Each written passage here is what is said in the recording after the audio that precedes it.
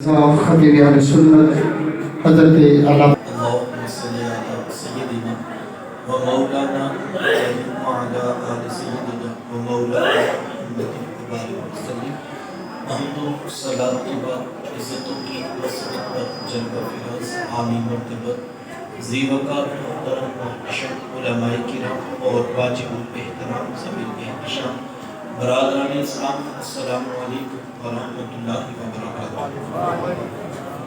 بارفی کے بارے تعالیٰ مجھے اور آپ کو درس قرآن جن کی سعادت حاصل ہو رہی ہے، اللہ کی بارگاہ میں دعا کروں کہ اللہ تعالیٰ میری اور آپ کی شرکت کا ایک ایک لمحہ قبول فرمائے اور قابل باتوں پر توفیق عمل نصیب فرمائے۔ سب سے پہلے تو میں مبارکباد پیش کرتا ہوں جملہ اساتذہ کرام کو اور والدین کریمین کو کہ جنہوں نے اپنے بچوں کو کتاب رحمت قرآن مجید کی بنیادی تعلیم سے آراستہ کیا۔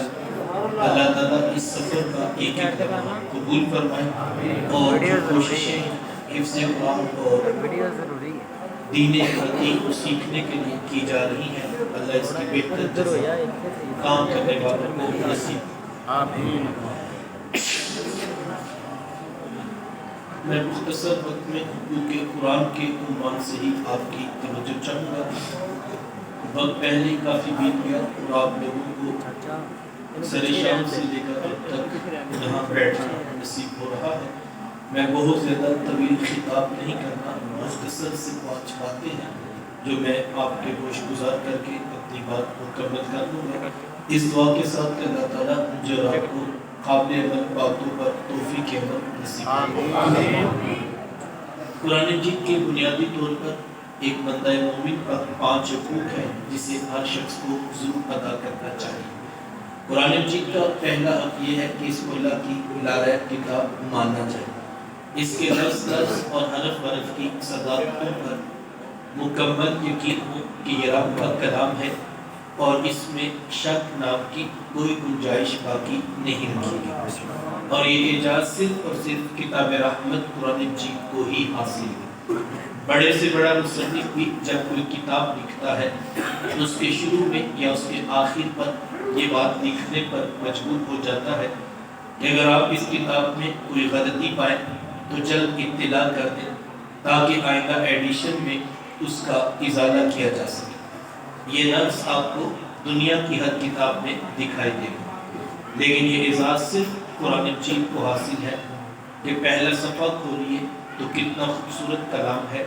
ذالک الکتاب لا ریب فیہ، اے مخاطب آگے کے احکامات بعد میں پڑھنا، پہلے صفحے پر یہ فیصلہ کر لے کہ تیرے ہاتھوں میں وہ کتاب ہے جس میں شک نام کی گنجائش بھی باقی ہے، جس کا لفظ صداقتوں پر مشتمل، جس کا حرف حرف نور افزا ہے۔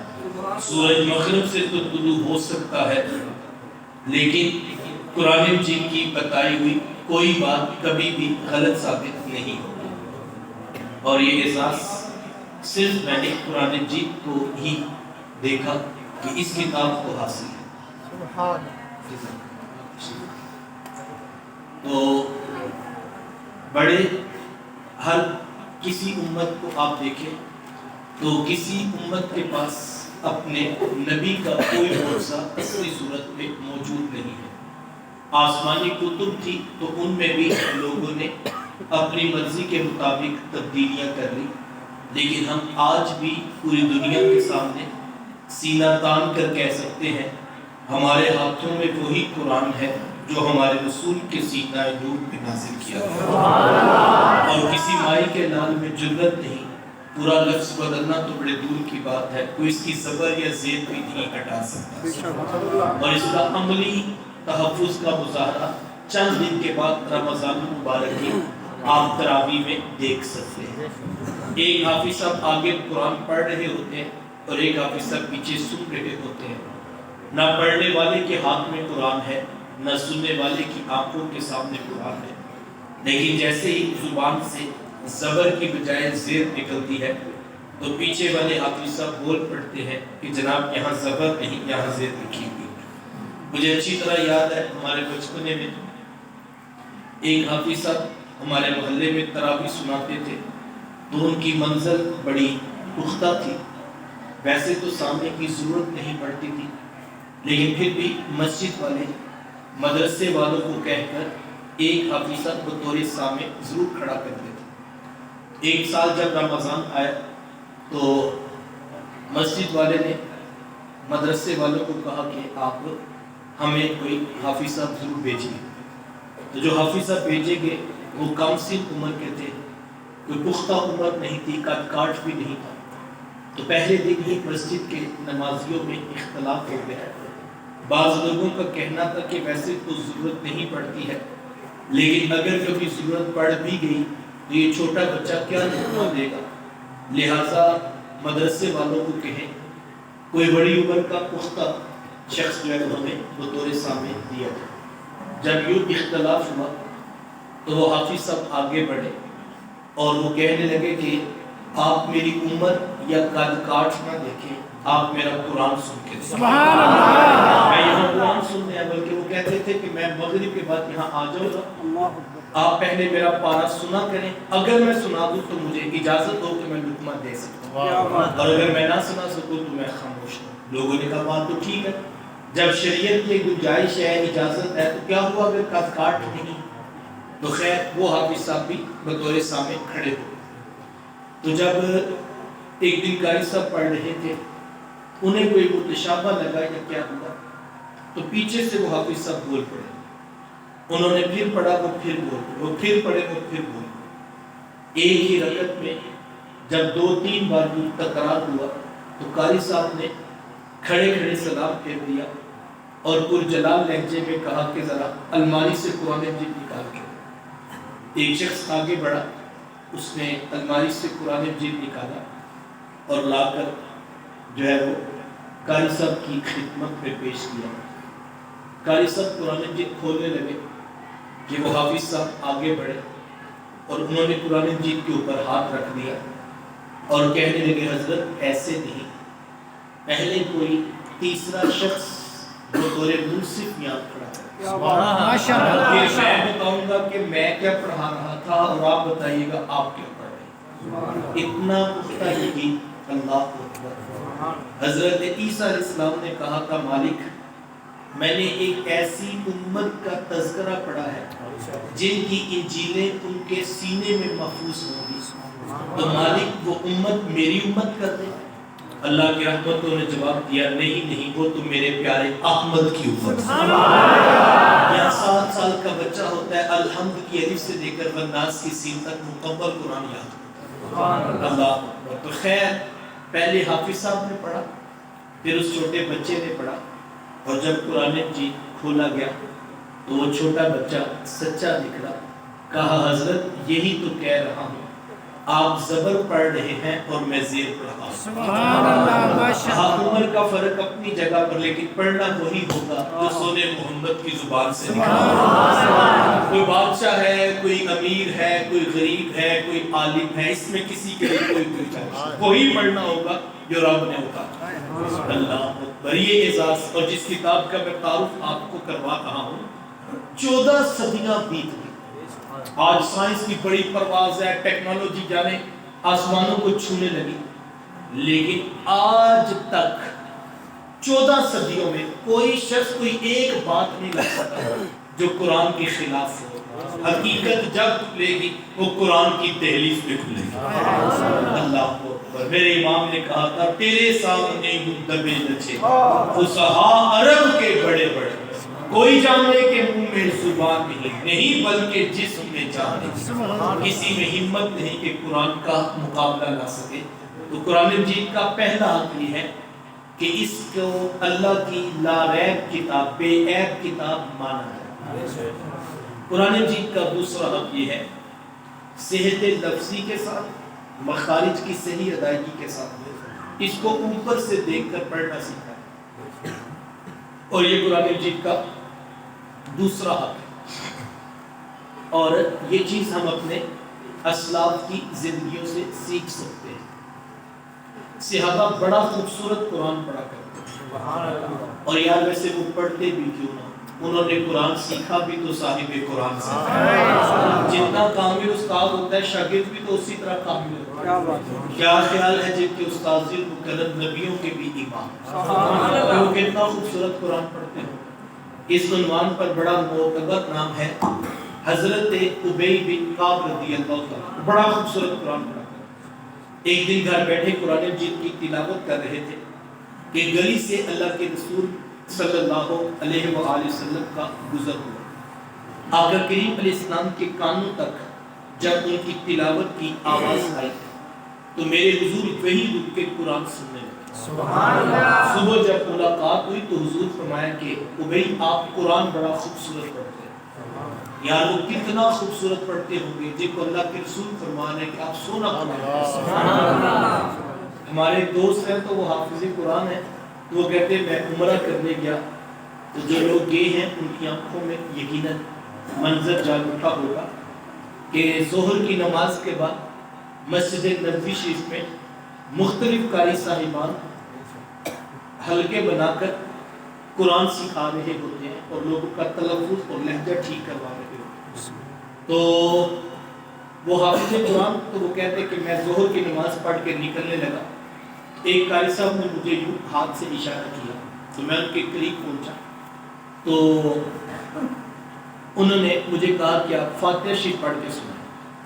وہ کہتے ہیں میں حافظ قرآن تھا، میں نے تعوذ و تسمیہ پڑھے اور ساتھ ہی میں نے فاتحہ شریف پڑھ کے سنایا۔ وہ قاری صاحب مکمل ہونے پر مسکرا پڑے تو کہنے لگے آپ کو مبارک ہو، آپ کا تلفظ بھی ٹھیک ہے، آپ کا لہجہ بھی ٹھیک ہے۔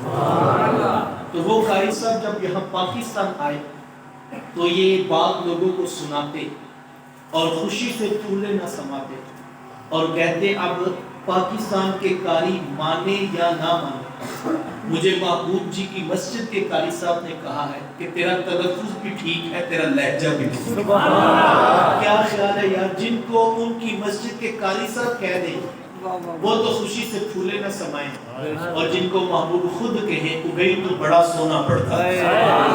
کیا کیفیت ہو کہ حضرت ابی بن کعب رضی اللہ عنہ۔ تو پھر مجھے اور آپ کو بھی چاہیے نا کہ ہم اپنے بچوں کو اچھا قرآن پڑھانے کا ضرور بندوبست کریں، لیکن یقین مانیے اس عنوان پر ہماری بہت زیادہ غفلت ہے۔ یہ صبح کے وقت ہماری مساجد میں اعلان ہو رہا ہوتا ہے کہ جناب قرآن مجید کی تعلیم شروع ہو گئی ہے، بچوں کو قرآن پڑھنے کے لیے بھیج دیں۔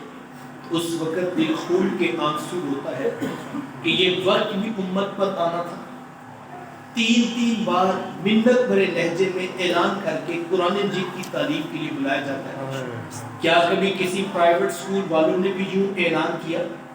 کبھی آپ نے سنا ہو کہ کوئی بس یا کوئی رکشے والا اعلان کر رہا ہو کہ جناب اس محلے کے بچے اسکول لیٹ آتے ہیں، بچوں کو ٹائم سے اسکول بھیجا کریں؟ اسکول والوں نے تو آج تک اعلان نہیں کروایا، تو قرآن والوں کو کیوں ضرورت پڑ گئی؟ سوچنے کی ضرورت ہے یا کہ نہیں؟ اور پھر مائیں بچوں کو تھپڑ مارتی ہیں اور کہتی جا کے قرآن پڑھے۔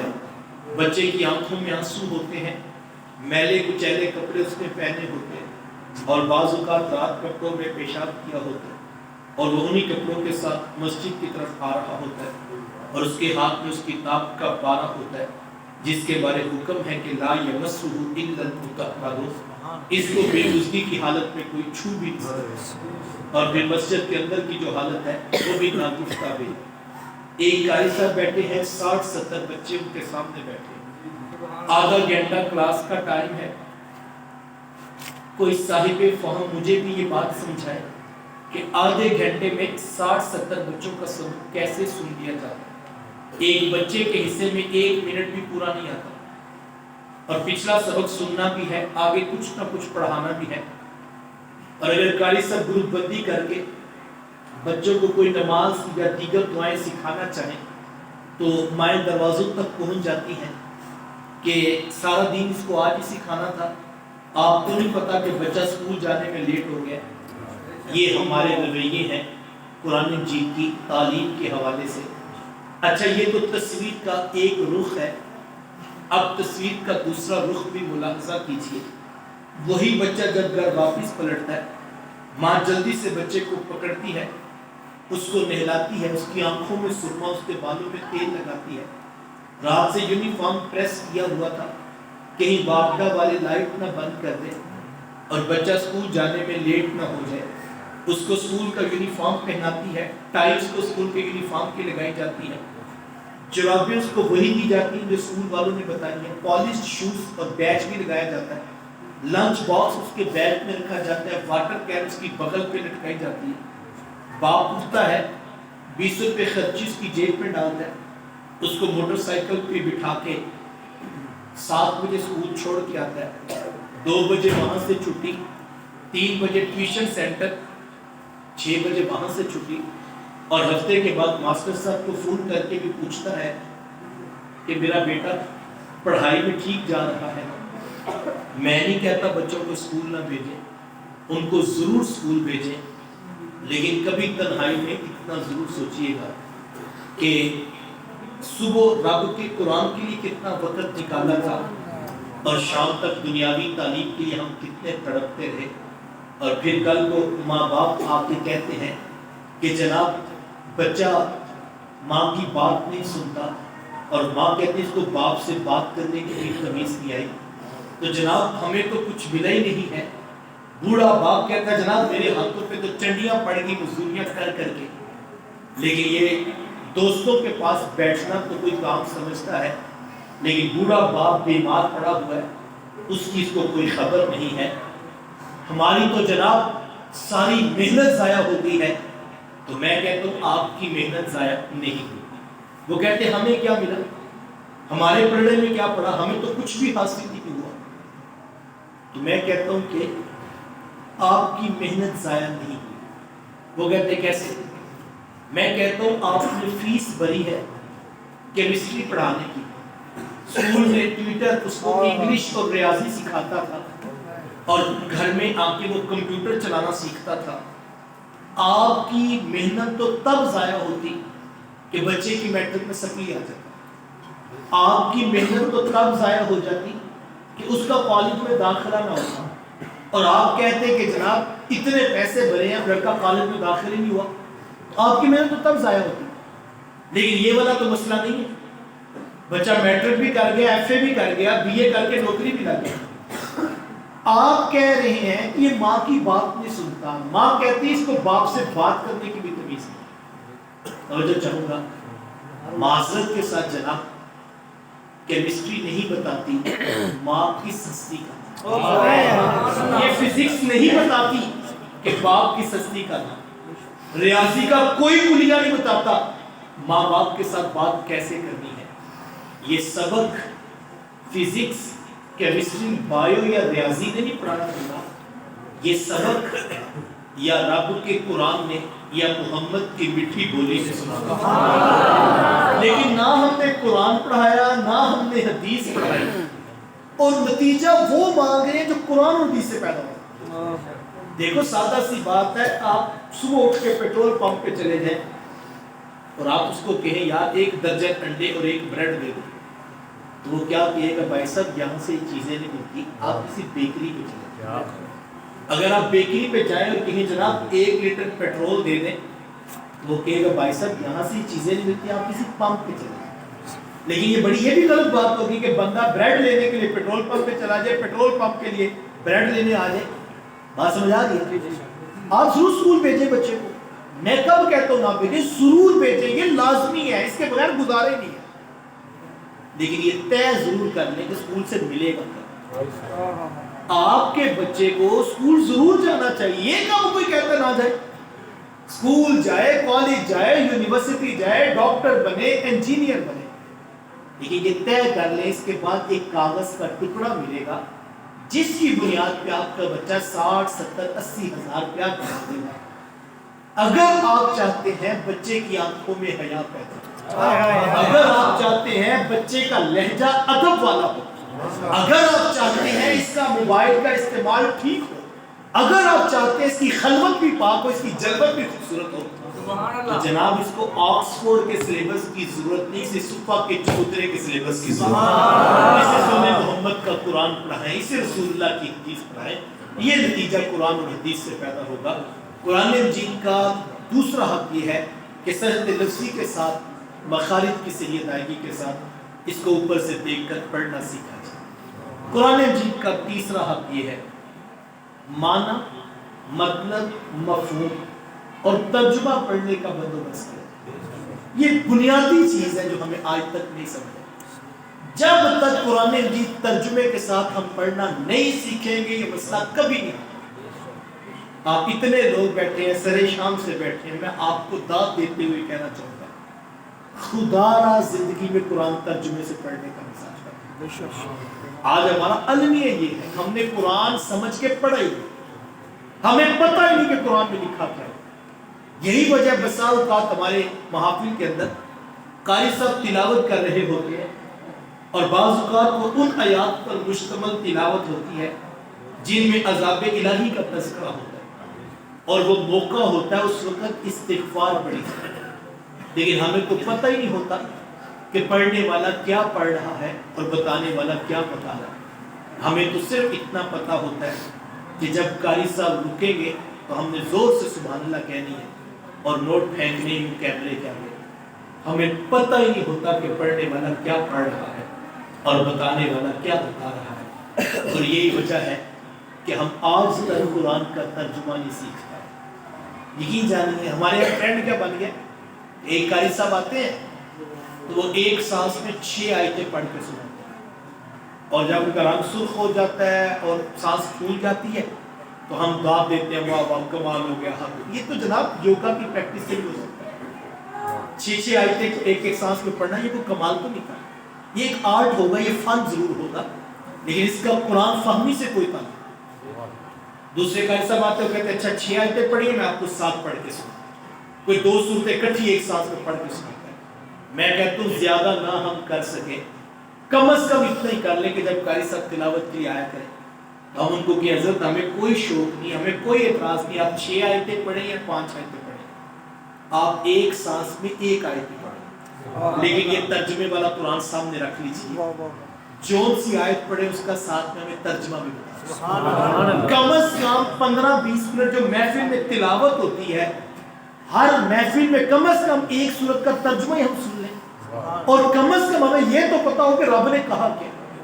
ہمارا بہت بڑا المیہ ہمارا مزاج ہی نہیں بنا گیا، ہم قوال کی قوالی پہ جھومتے ہیں، سر پہ جھومتے ہیں، ہم راگ پہ پیسے پھینکتے ہیں، کبھی ہم نے غور ہی نہیں کیا کہ معنی مطلب مفہوم قرآن کا کیا ہے۔ اور یہ آرزو بھی پیدا نہیں ہوئی کہ یار میری 40 سال عمر ہوگی، 50 سال ہو گئے، 60 سال ہو گئے، کل رب نے اگر پوچھ لیا میرے بندے تجھے میں نے 60 سال کی زندگی دی، تو نے بیٹیوں کے لیے ٹرک بھر کے جہیز دیے، تو نے بیٹوں کے پلاٹ بنائے، تو نے بیٹوں کو بیرون ملک بھیجا، تو نے برادری کے کل چہلم دسمیں ختم عقیقے ولیمے بناتے، تو سارے کام دنیا کے کر کے آئے، لیکن آج جس کتاب نے فیصلہ کرنا ہے وہ تو نے پڑھی کوئی، جس کتاب نے آج فیصلہ کرنا ہے کہ تو جنت میں جائے گا یا جہنم میں جائے گا، وہ کتاب تو نے کھولی کوئی نہیں زندگی۔ مجھے بتائیں کتنا پچھتاوا ہوگا اس شخص کو اس وقت۔ یہ قول فصل ہے، یہ قول فیصل ہے قرآن۔ اس قرآن نے کل فیصلہ کرنا ہے کہ ہمارا زندگی کیسے گزار کیا ہے، تو اگر ہم نے اس کو سمجھنے کا تکلف ہی نہیں کیا۔ بھی رمضان مبارک آ رہا ہے، میں آپ سب کو دعوت دیتا ہوں رمضان میں آپ روزانہ کے 3 پارے پڑھنے کی بجائے روزانہ کی 10 آیتیں پڑھ لیں، لیکن معنی کے ساتھ، مطلب کے ساتھ، مفہوم کے ساتھ۔ میں کہتا ہوں پورے رمضان میں 1 پارہ ختم ہو، لیکن جب 1 پارہ پورے رمضان کے بعد ختم ہو تو اس پارے کا لفظ ہماری روح میں اترا ہو، اس کا معنی آتا ہو، اس کا مطلب آتا ہو، اس کا مفہوم آتا ہو، اور پھر وہ پارہ ہم نے اپنی زندگی میں شامل کیا ہو۔ سارا دن جو 10 آیتیں پڑھی ہیں، سارا دن ان 10 آیتوں کے اوپر میں اور آپ غور کرتے رہیں کہ جو رب نے حکم دیا تھا کیا میں نے اس کے اوپر عمل کیا ہے، کیا میں نے اس کو اپنی زندگی میں بھی نافذ کیا ہے۔ یہ کرنے کا کام ہے، اور یقین جانے ایک بار زندگی میں قرآن کو ترجمے سے پڑھ لیجئے، ساری زندگی سوکھی ہو جائے۔ ہمارا مسئلہ یہ ہے ہم نے آج تک قرآن کو ترجمے سے پڑھا ہی نہیں، ہمیں پتہ ہی نہیں کہ قرآن میں لکھا کیا ہے۔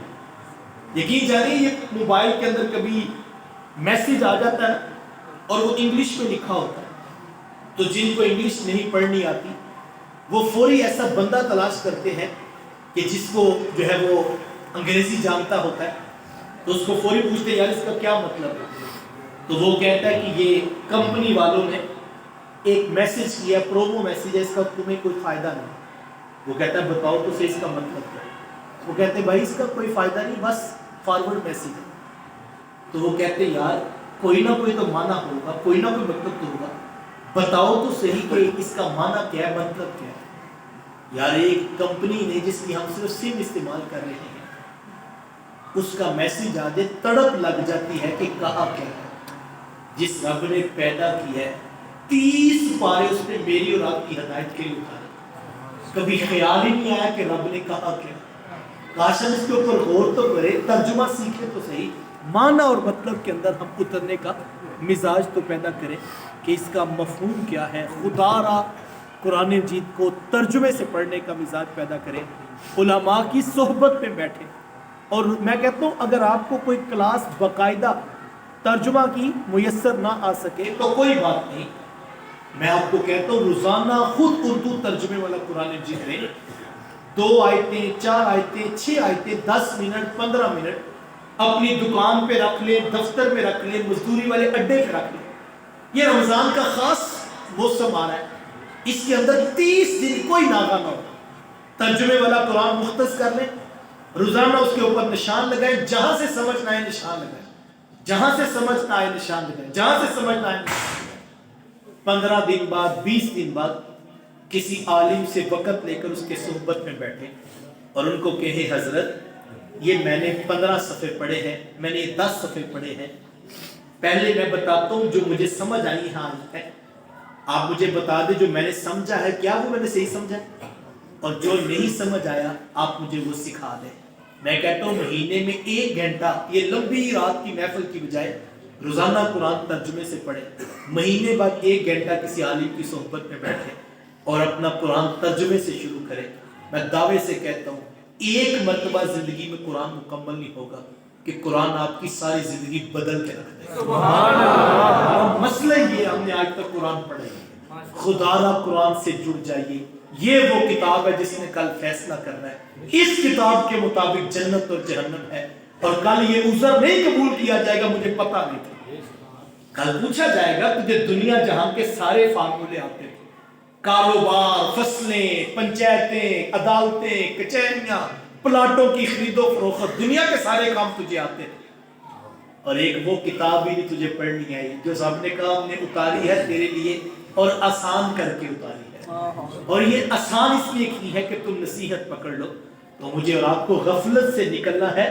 آپ اتنے لوگ بیٹھے میں بڑے درد دل سے کہتا ہوں 1 مرتبہ قرآن مجید کو ترجمے سے پڑھیں، کسی عالم کی صحبت، اردو والا لے لیں، پنجابی والا ترجمہ لے لیں، کسی عالم کی صحبت میں بیٹھ کر 1 مرتبہ زندگی میں وہ قرآن مکمل کریں، آپ کو یقین جانیے زندگی کا لطف آ جائے گا، اور آپ کہیں گے میں کن گول بلیوں میں زندگی گزارتا رہا، میری زندگی کے سارے مسئلے میرے رب نے قرآن میں بیان کیے۔ میں یہ ترجمہ پڑھاتا ہوں لاہور میں، تو میں ایک دن کلاس پڑھائی، 13ویں پارے کا ایک رکوع تھا، تو ہمارے ایک دوست ہیں، تو وہ خاندان میں چودھری آدمی ہے، پریا پریات میں بیٹھتے ہیں، تو وہ ایک سادہ آدمی کا میں آپ کو قرآن کے ایک رکوع کی کلاس کے بعد کیفیت بتاتا ہوں۔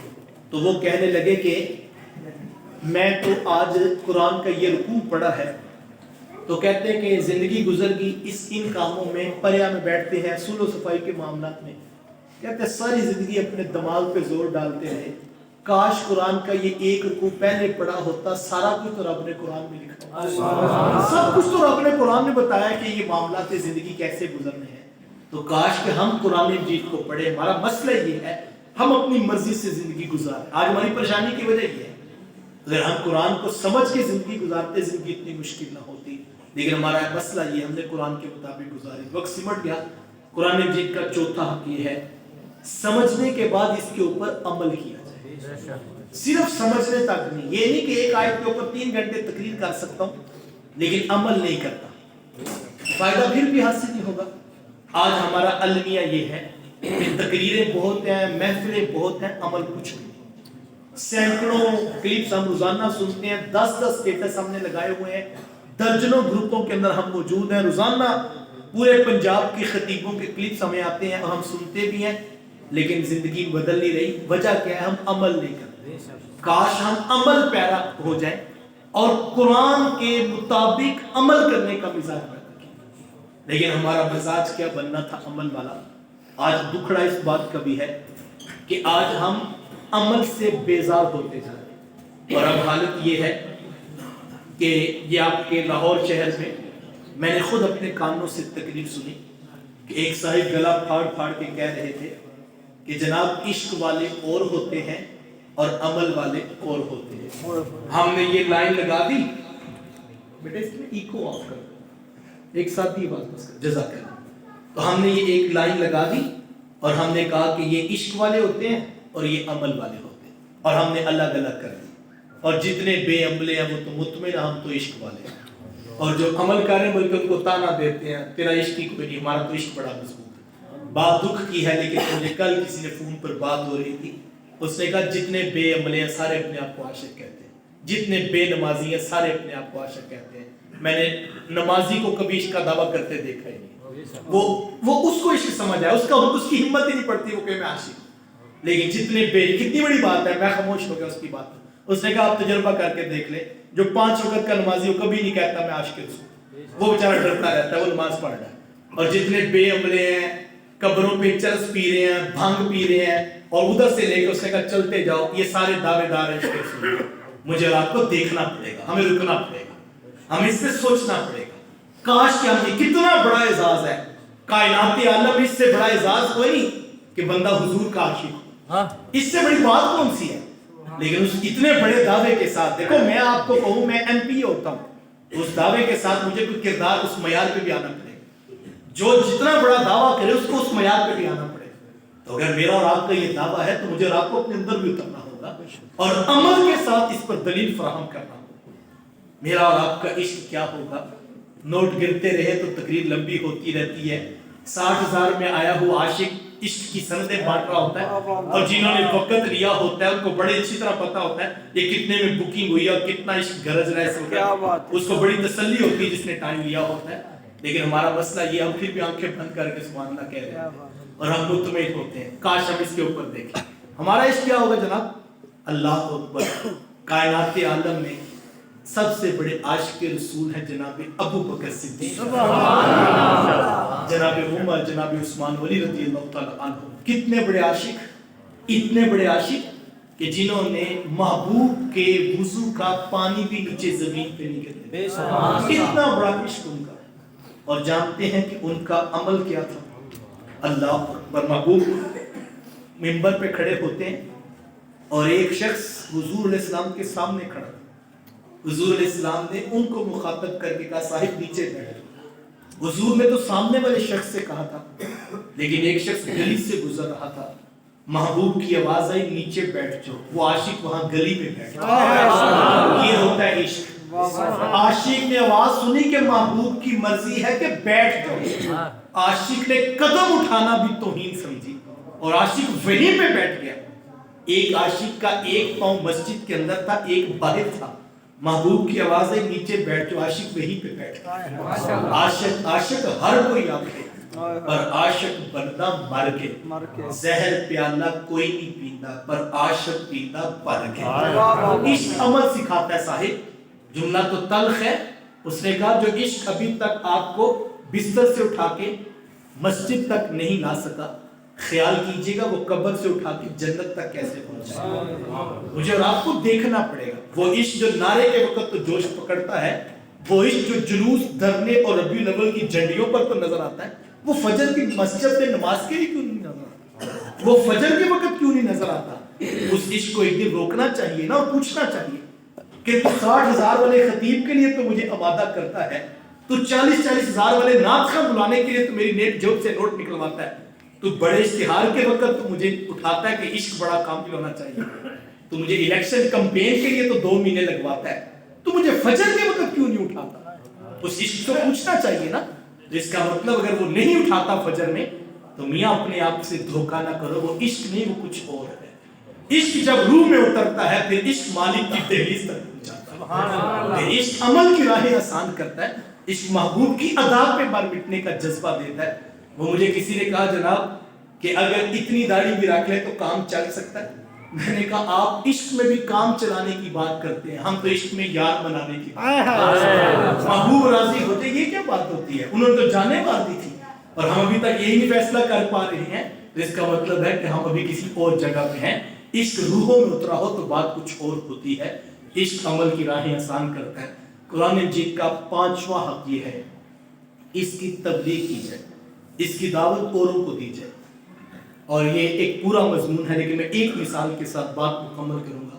ابھی آپ نے خوبصورت منظر نامہ دیکھا، اتنے بچوں نے قرآن مجید سیکھا، یہ بہت سعادت کی، بھئی یہ تبلیغ میں حصہ ہے، اس کام میں جتنے لوگ قاری خیر ہیں ان کا حصہ ہے اس کام کے اندر، اور وہ اس دعوت دین کے کام کو آگے بڑھا رہے ہیں۔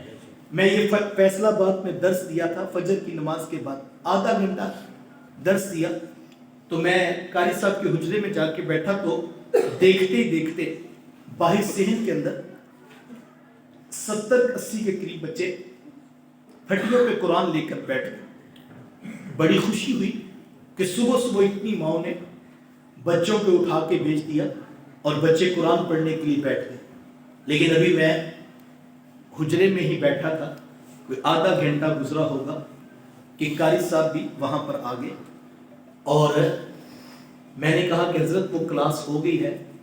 تو کہنے لگے ہاں جی ہم نے کلاس ختم کر دی۔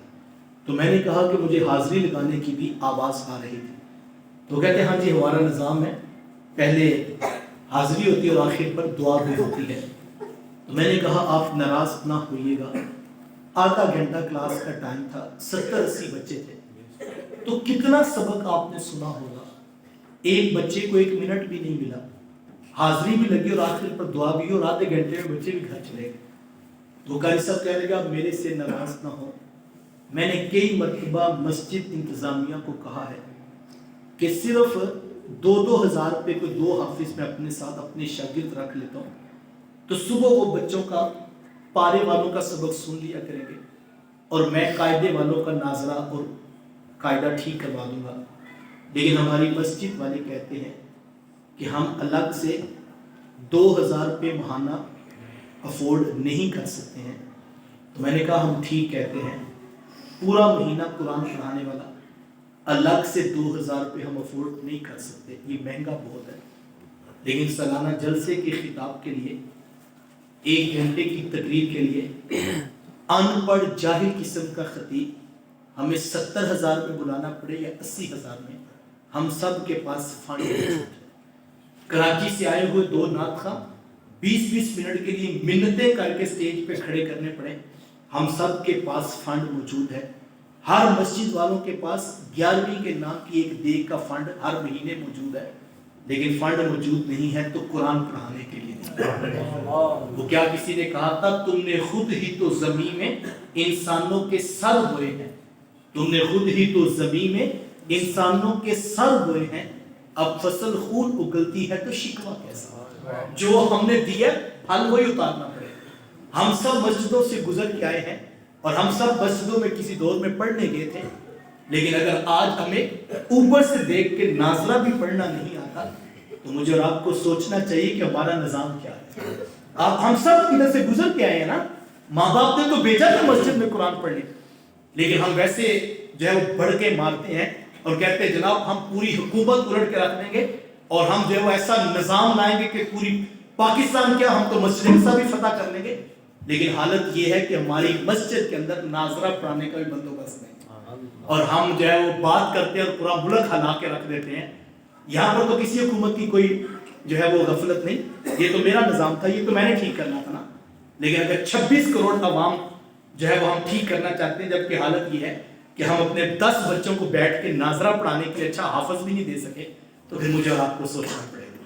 آپ اتنے لوگ بیٹھے ہیں، خود فیصلہ کریں، سر شام سے بیٹھے ہیں۔ مجھے اتنی خوشی ہوئی کہ اس بات کی بھی خوشی ہے، تو ناظرہ پڑھایا استادوں نے، مجھے اس بات کی بھی خوشی ہوئی کہ اہتمام کیا انہوں نے بچوں کی حوصلہ افزائی کے لیے، کہ ان کے سروں پہ دستار رکھی ہے، ان کی حوصلہ افزائی کی۔ یہ چھوٹا کام نہیں ہے، لیکن ہمارا مسئلہ یہ ہے ہم بڑی پگ پہن کے آئے، جبے کبے پہن کے آئے، ان پڑھ جاہل شخص ہو تو ہم سمجھتے ہیں پتہ نہیں کون سا وقت کم ہوتی جا رہا ہے، اور ہمارے محلے میں ایک بندہ 30 سال سے بیٹھ کے قرآن لوگوں کو سکھا رہا تھا، اس کو مسلمان ماننے کے لیے بھی تیار نہیں۔ ہمارا ایشو یہ ہے، کاش ہم اس کے اوپر غور کریں، اپنے اندر اترے۔ میں یقین جانے یہ منڈی بہاؤالدین کی طرف ایک بار دست دیا تو بعد میں یوں بیٹھ گئے. تو میں نے قاری صاحب سے پوچھا کہ قاری صاحب آپ کیا کرتے ہیں؟ وہ کہنے لگا بچوں کو ناظرہ پڑھاتا. تو میں نے کہا کہ کس وقت پڑھاتے ہیں؟ تو وہ کہتے ہیں میں ظہر سے لے کر عشاء تک پڑھاتا ہوں. تو میں نے کہا آپ حفظ کرواتے؟ کہتے نہیں میں ناظرہ پڑھاتا ہوں. تو میں نے کہا کہ آپ گھر گھر جا کے ٹیوشن پڑھاتے ہیں؟ کہتے نہیں میں مسجد میں پڑھاتا ہوں. تو میں نے کہا وہ تو فجر کے بعد آدھا گھنٹہ کلاس ہوتی ہے یا مغرب کے بعد، آپ ظہر سے لے کر عشاء تک قرآن پڑھاتے اور ناظرہ پڑھاتے. تو وہ کہنے لگا جب میں گاؤں میں آیا تھا تو ہمارے گاؤں میں اسکول کے بعد مختلف گھروں کے اندر ٹیوشن سینٹر بنے. تو کوئی بچہ 3 بجے ٹیوشن جاتا ہے، کوئی 4 بجے جاتا ہے، کوئی 6 بجے آتا ہے. تو اگر میں صبح کلاس لگاتا تھا تو آدھے بچے آتے، کوئی آتا کوئی نہیں آتا. تو کوئی ترتیب بن نہیں رہی تھی. پھر میں نے گاؤں والوں کو جمع کیا اور میں نے کہا ظہر سے لے کر عشاء تک میں کہیں نہیں جاؤں گا، میں مسجد میں بیٹھا ہوں. تمہارا بچہ جب فارغ ہوا کرے گا تم بھیج دینا، میں سورہ محمد کا قرآن سکھاؤں. تو میں نے کہا قاری صاحب لوگ نہ قدر کریں، لوگ آپ کی عزت نہ کریں، لوگ آپ کو اس کی قدردانی نہ دیں، کوئی بات نہیں، رہتی زندگی تک میں آپ کو دعائیں دیتا رہوں گا. یہ وہ کام ہے جس سے سونے رسول راضی ہو. حضور نے فرمایا تھا تم میں بہتر وہ ہے جو قرآن سیکھے اور اوروں کو قرآن سکھائے. تو یہ بہت بڑا کام ہے، یہ چھوٹا کام نہیں.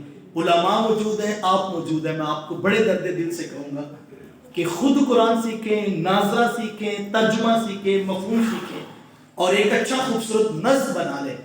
میں نے تو فیصلہ آباد میں ایک دن کہا تھا کہ اپنے بچوں کے ساتھ اپنے علماء کے ساتھ بیٹھ جائیں اور ان کو کہ حضرت آپ کی ذمہ داریاں ہمارے کندھوں پہ، لیکن 1 سال اتنی محنت کریں سال کے بعد کوئی ایسا بچہ نہ ہو جس کو سونے محمد کا قرآن نہ پڑھے. پھر نوجوانوں کے ساتھ بیٹھ جائیے اور نوجوانوں کو ترجمے کے ساتھ قرآن پڑھنا سکھائیے. یہ بہت بڑا کام ہے.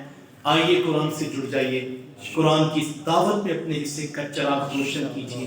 علماء کی حمایت میں، دینی مدارس کی حمایت میں جب تک ہم کھڑے نہیں ہوں گے تب تک نتیجہ نہیں آئے گا. علم، علماء، دینی مدارس یہ ہماری نسلوں کے ایمان کے ضامن ہیں.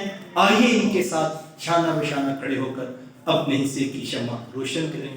اللہ کی بارگاہ میں دعا گو ہوں اللہ مجھے آپ کو توفیق عطا نصیب فرمائے. وآخر دعوانا الحمد للہ.